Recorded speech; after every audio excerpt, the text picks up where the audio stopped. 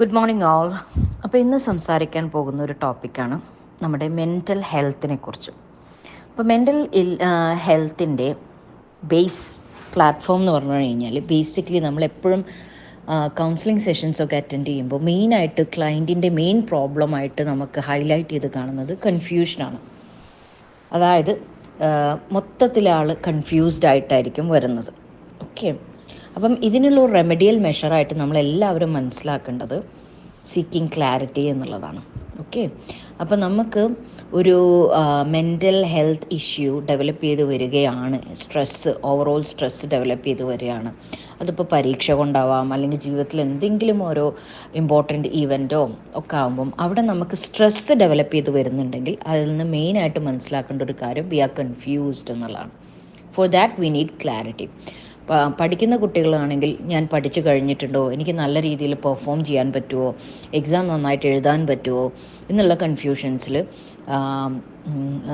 എന്താ പറയുക, അവരിങ്ങനെ വല്ലാണ്ട് സ്ട്രെസ്ഡ് ആയിട്ടിരിക്കുമ്പോഴാണ്. അപ്പോൾ മെൻ്റൽ ഇൽനെസ്സിൻ്റെ ബേസ് റൂട്ട് കോസ് എന്ന് പറഞ്ഞു കഴിഞ്ഞാൽ കൺഫ്യൂഷൻ തന്നെയാണ്. അവിടെ നിന്നാണ് സ്ട്രെസ്സ് ഡെവലപ്പ് ചെയ്യുന്നതും സ്ട്രെസ്സ് ഫിയർ ആയിട്ട് മാറുന്നതും ആങ്സൈറ്റി ആയിട്ട് ഡെവലപ്പ് ചെയ്യുന്നതും അങ്ങനെ അവിടുന്ന് അങ്ങ് ഷൂട്ടപ്പ് ചെയ്യണം. ഓക്കെ, അപ്പം എന്താണ് ഈ കൺഫ്യൂഷൻ എന്ന് പറഞ്ഞു കഴിഞ്ഞാൽ മിക്സഡ് സിഗ്നൽസ് ആണ്. Basically it's mixed signals and unclear thoughts. നമ്മുടെ തോട്ട്സിന് ക്ലാരിറ്റി ഉണ്ടാവില്ല. ക്ലാരിറ്റി എന്ന് മീൻസ് അൺക്ലിയർ ആയിരിക്കും നമ്മുടെ തോട്ട്സ്. അതുപോലെ തന്നെ ഇമോഷൻസ് എന്ന് പറഞ്ഞു കഴിഞ്ഞാൽ വളരെ അൺസർട്ടൈൻ ആയിരിക്കും. നമുക്ക് തന്നെ നമ്മുടെ വികാരങ്ങളെ മനസ്സിലാക്കാൻ പറ്റാതെ ആയിരിക്കും. അത് ചിലപ്പോൾ ഒരു സൗഹൃദത്തിലാവും, ഈ സൗഹൃദത്തിൽ അല്ലെങ്കിൽ എന്തെങ്കിലും ബന്ധത്തിലാവാം. അപ്പോൾ ഈ ബന്ധത്തിൽ നിൽക്കണോ, അല്ലെങ്കിൽ ഇവരോട് ഇങ്ങനെ പെരുമാറണോ, ഞാൻ അങ്ങനെ പെരുമാറിയാൽ ഇങ്ങനെയാവുമോ, അങ്ങനെ കുറേ തോട്ട്സ് ആയിരിക്കും. അതുപോലെ തന്നെ പിന്നീട് വരുന്നൊരു പ്രശ്നമാണ് കോൺഫ്ലിക്റ്റിംഗ് ബിലീഫ്സ് എന്ന് പറയുന്നത്. അതായത് പരസ്പരം അങ്ങോട്ടും ഇങ്ങോട്ടും ഒരു എന്താ പറയുക, ഒരു പൊരുത്തമില്ലാത്ത കുറേ വിശ്വാസങ്ങൾ, അതും സ്ട്രെസ്സിന് കാരണമാവും. ഓക്കെ, അത് വേറൊരു പ്രോബ്ലം, ഈ കൺഫ്യൂഷൻ്റെ വേറൊരു പ്രോബ്ലമായിട്ട് നമ്മൾ കണ്ടുവരുന്നത് വെച്ച് കഴിഞ്ഞാൽ നമ്മളിൽ നിന്ന് തന്നെ ഡിസ്കണക്റ്റഡ് ആയിരിക്കും. അത് നമുക്ക് ഇഷ്ടമില്ലാത്ത കാര്യങ്ങൾ നമ്മൾ മറ്റുള്ളവർക്ക് വേണ്ടി ചെയ്തുകൊണ്ടിരിക്കുന്നുണ്ടാവും. അപ്പം ഡിസ്കണക്ഷൻ ഫ്രം വൺ സെൽഫ്. അതുപോലെ തന്നെ നമ്മളിൽ നിന്നും മറ്റുള്ളവരിൽ നിന്നും ചിലപ്പോൾ ഡിസ്കണക്റ്റഡ് ആയിരിക്കും. നമുക്ക് ആഗ്രഹമുള്ള നല്ല സൗഹൃദങ്ങളെ കീപ്പ് ചെയ്യാൻ പറ്റാതിരിക്കുക, നമുക്ക് ഇഷ്ടപ്പെട്ട നല്ല മേഖലകളിലോട്ട് പോകാൻ പറ്റാതിരിക്കുക, ഇതൊക്കെ നമ്മൾക്ക് പ്രശ്നങ്ങളായിരിക്കും. പക്ഷെ ഒരു പ്രശ്നത്തിനെ നമ്മൾ എടുക്കുമ്പം, ഒരു വ്യക്തിയെ നമ്മൾ സ്വീകരിക്കുമ്പം ഇതെനിക്ക് നന്മയാണോ കൊണ്ടുവരുന്നത്, അല്ലെങ്കിൽ എന്താണ് പ്രോബ്ലംസ് ആണോ കൊണ്ടുവരുന്നത്, ആദ്യം തന്നെ നമ്മൾ ചിന്തിച്ചിട്ട് വേണം ഇത്തരം സ്ട്രെസ്സിലോട്ട് നമ്മൾ നമ്മുടെ ഇമോഷണൽ ഹെൽത്ത് കൊടുക്കണോ, അല്ലെങ്കിൽ ഇമോഷണൽ ഇൻവെസ്റ്റ്മെൻറ്റ് നടത്തണോ എന്നൊക്കെ ചിന്തിക്കേണ്ടത്. പിന്നീട് വരുന്ന പ്രത്യേകിച്ച് സ്ത്രീകൾക്ക് നമ്മൾ കണ്ടുവരുന്ന ഒരു കാര്യം എന്ന് വരുന്നത് ലാക്ക് ഓഫ് പേർപ്പസ് ആൻഡ് ഡയറക്ഷനാണ്. അതായത് അവർക്ക് രാവിലെ എണീറ്റ് കഴിഞ്ഞാൽ വെറും സെറ്റ് ഓഫ് റൂട്ടീൻസ് അല്ലാണ്ട് വേറെ ഒന്നും ചെയ്യാനുണ്ടാവില്ല. രാവിലെ എന്ത് കുക്ക് ചെയ്യണം, അത് എൻജോയ് ചെയ്യുന്നവർക്ക് അത് തന്നെ നല്ലൊരു എൻഗേജ്മെൻ്റ് ആയിരിക്കും. പക്ഷെ അതൊന്നും ഇല്ലാണ്ട് വേറെയും കുറേ പേർപ്പസ് ആഗ്രഹിക്കുന്നവർക്ക് അവരുടെ പേർപ്പസ് നടക്കുന്നില്ല. അപ്പം എന്ത് ചെയ്യണമെന്ന് അറിയുന്നില്ല. ലൈക്ക് ഒരു ഹെൽത്തി ആയിട്ടുള്ളൊരു ഫീല് കിട്ടുന്നില്ല, ജീവിക്കുന്നുണ്ട് എന്നേ തോന്നുന്നില്ല. അതുപോലെ തന്നെ ഏത് ദിശയിലോട്ട് പോകണം, ഇനി എൻ്റെ ലൈഫിനെ കുറിച്ച് എന്താണ്, അഗെയിൻ കൺഫ്യൂഷൻസ് തന്നെയാണ് അവിടെയും വരുന്നത്. അപ്പോൾ ഇതിനുള്ള റെമഡിയൽ മെഷർ എന്ന് പറയുന്നത് ഒന്ന് ക്ലാരിറ്റിയാണ്. ക്ലാരിറ്റി കൊണ്ടുവരിക, നിങ്ങൾ നല്ലൊരു വ്യക്തത കൊണ്ടുവരിക. അതിനുവേണ്ടി ആദ്യം ചെയ്യാൻ പറ്റുന്നത് asking questions and seeking answers. നിങ്ങൾ നിങ്ങളോട് തന്നെ കുറേ ക്വസ്റ്റ്യൻസ് ചോദിക്കുക. അത് ചോദിക്കാം, അല്ലെങ്കിൽ എഴുതി വയ്ക്കാം. ഓക്കെ, നിങ്ങളുടെ തോട്ട്സിന് വേണ്ടിയിട്ടുള്ള തോട്ട് ജേർണൽ എന്നൊക്കെ പറയുന്നത് പോലെ. എന്നിട്ട് അതിന് വേണ്ടിയുള്ള ഉത്തരങ്ങൾ നിങ്ങളുടെ ലൈഫിൽ നിന്ന് തന്നെ റിയലിസ്റ്റിക് ആയിട്ട് കണ്ടെത്തുക. ഇമാജിനേറ്റീവ് അല്ല, പക്ഷേ റിയലിസ്റ്റിക് ആയിട്ട് കണ്ടെത്തുക. അതുപോലെ തന്നെ നിങ്ങളുടെ ഇമോഷൻസിനെ, നിങ്ങളുടെ ചിന്തകളെ, നിങ്ങളുടെ വികാരങ്ങളെ, നിങ്ങളുടെ സ്വഭാവങ്ങളെ എക്സ്പ്ലോർ ചെയ്യാൻ നോക്കുക. എൻ്റെ ഈ സ്വഭാവം, അല്ലെങ്കിൽ എൻ്റെ ഈ വികാരം, ഒരു സുഹൃത്തുമായിട്ടുള്ള ഈ വികാരം, അല്ലെങ്കിൽ ഈ വ്യക്തിയുമായിട്ടുള്ള എൻ്റെ ഈ ബന്ധം, അല്ലെങ്കിൽ എൻ്റെ ഈ സ്വഭാവങ്ങൾ എനിക്ക് ഗുണം ചെയ്യുമോ ദോഷം ചെയ്യുമോ എന്നുള്ളതിനെക്കുറിച്ച് എക്സ്പ്ലോർ ചെയ്യുക. കൂടുതൽ പഠിക്കാൻ വേണ്ടി ഹെൽപ്പ് ചെയ്യുക. നിങ്ങൾക്ക് കൂടുതൽ പ്രയാസമുള്ള മേഖലയാണെങ്കിൽ തീർച്ചയായിട്ടും ഒരു പ്രൊഫഷണൽ കൗൺസിലറുമായിട്ടൊക്കെ ബന്ധപ്പെട്ട് അതിന് ക്ലാരിറ്റി വരുത്തുക. കാരണം അത് സ്ട്രെസ് ലെവൽ കൂട്ടി അതൊരു മെൻ്റൽ ഹെൽത്ത് പ്രോബ്ലത്തിലോട്ട് പോകുന്നതിൻ്റെ മുന്നോടിയായിട്ട് റെമഡിയൽ മെഷർ എടുക്കുക. പിന്നെ നമുക്ക് ക്ലാരിറ്റിക്ക് വേണ്ടിയിട്ട് നമുക്ക് നോക്കേണ്ട കാര്യമാണ് ഐഡൻറ്റിഫൈങ് പാറ്റേൺസ് ആൻഡ് സൈക്കിൾസ്. ഒരു വ്യക്തി നിങ്ങളോട് ഒരു പ്രത്യേക പാറ്റേണിൽ എപ്പോഴും ബിഹേവ് ചെയ്യുക, ആദ്യം നിങ്ങളൊന്ന് ഇമോഷണലി ഹൂക്കപ്പ് ചെയ്യും, അതിനുശേഷം പിന്നെ നിങ്ങളോട് വല്ലാണ്ട് ഭയങ്കര നാർസിസ്റ്റിക് സ്റ്റൈൽ ഓഫ് ബിഹേവിയർ കാണിക്കുക. അപ്പോൾ 1, 2 തവണ 3 തവണയൊക്കെ നിങ്ങൾ ഈ പാറ്റേൺസ് ഒബ്സർവ് ചെയ്യാണ്. ഇതേ പാറ്റേൺ ആണ് ഈ വ്യക്തി നിങ്ങളോടുമായിട്ട് കാണിക്കുന്നത് എങ്കിൽ അതിൻ്റെ അർത്ഥം നിങ്ങളെ തകർക്കാൻ വേണ്ടിയുള്ളൊരു ശ്രമമാണ്. ഇമോഷണലി അവരുടെ ലവ് ലാംഗ്വേജ് അതായിരിക്കും, പക്ഷേ അവരുടെ സ്നേഹം പ്രകടിപ്പിക്കുന്ന സിസ്റ്റം അങ്ങനെയായിരിക്കും. പക്ഷേ അത് നിങ്ങൾക്ക് നന്മയില്ലാത്ത കാര്യമാണെങ്കിൽ അവിടെ നിന്ന് കൊടുക്കേണ്ട ആവശ്യമില്ല. അപ്പോൾ ആ പാറ്റേൺ ഒബ്സർവ് ചെയ്യുക. We need to change our route actually. Okay. അതുപോലെ തന്നെ നമ്മളെക്കുറിച്ച് നല്ലൊരു ധാരണ ഉണ്ടായിരിക്കും. നമുക്ക് എന്ത് വേണം, എങ്ങനെയായിരിക്കണമെന്ന്. നമ്മൾ കൺഫ്യൂസ്ഡ് ആകുമ്പോൾ മറ്റുള്ളവർക്ക് പെട്ടെന്ന് വന്ന് നമ്മളെ കൂടുതൽ കൺഫ്യൂഷനിലോട്ട് കൊണ്ടുപോകാനും പ്രോബ്ലംസ് ക്രിയേറ്റ് ചെയ്യാനൊക്കെ എളുപ്പമാണ്. കാരണം എന്താണ്, നമ്മൾ ഓൾറെഡി കൺഫ്യൂഷൻ ഇല്ലാതെ ദിശാബോധം ഇല്ലാണ്ട് അലഞ്ഞ് തിരിഞ്ഞ് നടക്കുകയാണ്.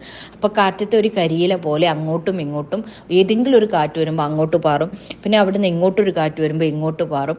അങ്ങനെ ഒരു ദിശാബോധം ഇല്ലാണ്ട് അലഞ്ഞ് തിരിഞ്ഞ് നടക്കുന്ന ഒരു ആത്മാവായിട്ട് മാറാൻ സാധ്യതയുണ്ട്. അപ്പോൾ seeking clarity is one of the solution. Then setting boundaries, അതായത് നിങ്ങൾക്ക് ക്ലിയർ ആയിട്ടുള്ള ലിമിറ്റ്സും എക്സ്പെക്റ്റേഷൻസും എസ്റ്റാബ്ലിഷ് ചെയ്യുക. മെയിനായിട്ട് establishing clear limits and expectation എന്നുള്ളതാണ്. അതായത് നന്നായിട്ട് നിങ്ങൾക്ക് എന്താണ് വേണ്ടതെന്നുള്ള നല്ലൊരു വ്യക്തമായിട്ടുള്ള ധാരണ നിങ്ങൾക്ക് വേണം. അതുപോലെ തന്നെ പിന്നീട് ചെയ്യാൻ പറ്റുന്ന ഒരു കാര്യമാണ് prioritising self care and emotional safety. അതായത് നമ്മളെക്കുറിച്ച് നന്നായിട്ട് നമ്മൾ നാട്ടുകാരെയും വീട്ടുകാരെയൊക്കെ നന്നായിട്ട് ശ്രദ്ധിക്കും. അവർക്ക് വേണ്ട ഭക്ഷണം, അവർക്ക് വേണ്ട കാര്യങ്ങളൊക്കെ ചെയ്യും. പക്ഷേ നമ്മളെ മറക്കുന്ന ഒരു പ്രോസസ്സിലാണ് നമുക്ക് ഈ കൺഫ്യൂഷൻസ് വരുന്നത്.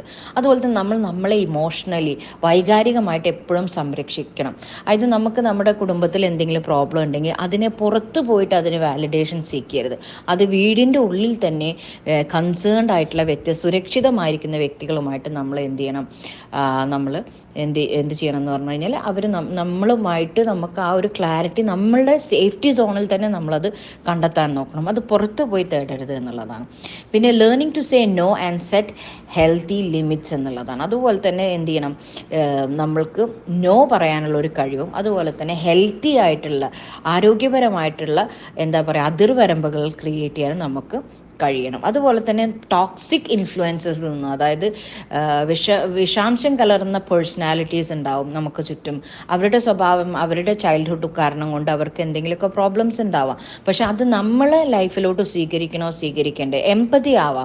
എമ്പതിയും സിമ്പതിയും ഒക്കെ ആവാം. പക്ഷെ അത് ഒരു അതിർവരമ്പ് കഴിഞ്ഞ് നമ്മളുടെ അടുത്തോട്ട് അത് സ്വീകരിക്കണം, നമ്മുടെ ലൈഫിൻ്റെ ഉള്ളിലോട്ട് അത് കൊണ്ടുവരണം. അവരെ കാണുമ്പോൾ ചിരിക്കാം, ഹലോ ഹായ് എന്ന് പറയാം. പക്ഷെ അതിൻ്റെ അപ്പുറത്തോട്ട് അവർക്ക് നമ്മളിൽ സ്വാധീനം കൊടുക്കാതിരിക്കാൻ ശ്രദ്ധിക്കുക. അപ്പോൾ protecting one self from toxic influences whoever it may be, അത് നമ്മളുടെ മെൻ്റൽ ഹെൽത്തിന് നല്ലതല്ലെങ്കിൽ നമ്മളെ തന്നെ നശിപ്പിച്ചിട്ടായിക്കോളണം എന്നല്ല ഉണ്ടാവരുത്. നമുക്ക് പറ്റാത്തൊരു ഇടത്തിലാണെങ്കിൽ നമുക്ക് മാറിപ്പോവാം. പക്ഷെ നമ്മളുടെ പുരോഗതിക്ക് അതൊരു ഹിൻഡ്രൻസ് ആവരുത്.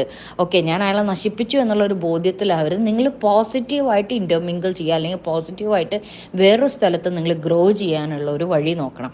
അല്ലെങ്കിൽ ആ വ്യക്തിക്ക് നിങ്ങളെ നശിപ്പിക്കാൻ ആഗ്രഹിച്ച ആ ടോക്സിക് പേഴ്സൺ ചിലപ്പോൾ ഓക്കെ അവൾ തളർന്നു അല്ലെങ്കിൽ അയാൾ തളർന്നു ഉള്ളൊരു ബോധമായിരിക്കും കിട്ടുക. അപ്പം നിങ്ങൾ വളരുന്നുണ്ട് നിങ്ങളുടേതായിട്ടുള്ള സ്പേസിൽ എന്ന് നിങ്ങൾ ഉറപ്പ് വരുത്തണം. നിങ്ങൾ അവിടെ മിണ്ടാണ്ടിരുന്നു എന്ന് ഒരു സ്ഥലത്ത് ഇപ്പോൾ എസ്പെഷ്യലി വാട്സപ്പ് ഗ്രൂപ്പുകളിലൊക്കെ എന്തെങ്കിലും ഒരു ക്രിറ്റിസിസമോ പ്രോബ്ലംസോ ഒക്കെ വരികയാണെങ്കിൽ നമ്മൾ അവിടെ ഇനാക്റ്റീവ് ആയിട്ടിരുന്നു. അപ്പം അവരുടെ ഉദ്ദേശം എന്താണ്, നിങ്ങളെ ഇനാക്റ്റീവ് ആക്കുക എന്നുള്ളത്. അത് അവർ അച്ചീവ് ചെയ്യാണ്. അപ്പം അതല്ല അവിടെ ചെയ്യേണ്ടത്. നിങ്ങൾ ആ വ്യക്തിയുമായിട്ട് ഇനാക്റ്റീവ് ആയിക്കോളൂ, പക്ഷെ മറ്റുള്ളവരുമായിട്ട് ആക്റ്റീവായിട്ട് നിങ്ങളുടെ ഗ്രോത്തിനെ നിങ്ങൾ കെയർ ചെയ്യുക എന്നുള്ളത്. So by seeking clarity and setting boundaries, what you can do, you can reduce confusion and uncertainty. നിങ്ങൾക്ക് കൺഫ്യൂഷൻസ് ഒഴിവാക്കാം. നിങ്ങൾ ക്ലാരിറ്റിയും അതുപോലെ തന്നെ ബൗണ്ടറീസും നല്ല ആരോഗ്യപരമായിട്ടുള്ള അതിർവരമ്പുകളൊക്കെ സൃഷ്ടിക്കുമ്പോൾ കൺഫ്യൂഷൻസ് റെഡ്യൂസ്ഡ് ആവും, അൺസർട്ടനിറ്റിയിൽ നിന്ന് രക്ഷപ്പെടാം. അതുപോലെ തന്നെ നിങ്ങൾക്ക് നിങ്ങളെക്കുറിച്ച് നല്ലൊരു ബോധം, സെൽഫ് അവെയർനെസ് ക്രിയേറ്റ് ചെയ്യാം. അതുപോലെ തന്നെ മറ്റ് ചുറ്റുമുള്ള ലോകത്തിനെ അണ്ടർസ്റ്റാൻഡ് ചെയ്യാൻ കഴിയും. Develop emotional resilience and stability. അതുപോലെ തന്നെ ഇമോഷണലി നിങ്ങൾക്ക് സ്റ്റേബിൾ ആവാൻ പറ്റും. ഒരു തൊട്ടാവാടി പോലെ ഒരാൾ വന്ന് തൊടുമ്പോൾ തന്നെ വാടാനുള്ള സാധ്യത വളരെ കുറവായിരിക്കും.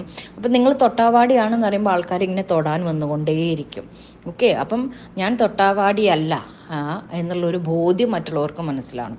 Then cultivate healthy relationships and connection. നല്ല നിങ്ങൾക്ക് മാനസിക ആരോഗ്യം നൽകുന്ന നല്ല ബന്ധങ്ങൾ ക്രിയേറ്റ് ചെയ്യാനും അവിടെ നല്ല രീതിയിൽ മിങ്കിൾ ചെയ്യാനുള്ളൊരു കഴിവ് നിങ്ങൾക്കുണ്ടാവണം. അതുപോലെ തന്നെ improve your mental health and wellbeing. Overall നിങ്ങളുടെ മെൻ്റൽ ഹെൽത്തിന് നിങ്ങൾക്ക് ഇഷ്ടപ്പെടുന്ന കാര്യങ്ങൾ നിങ്ങൾക്ക് വേണ്ടിയുള്ളത് ആദ്യം ചെയ്യുക, അതിനുശേഷം മറ്റുള്ളവരെ സഹായിക്കുക. So remember, clarity and boundaries are essential for navigating life's challenges and maintaining good mental health.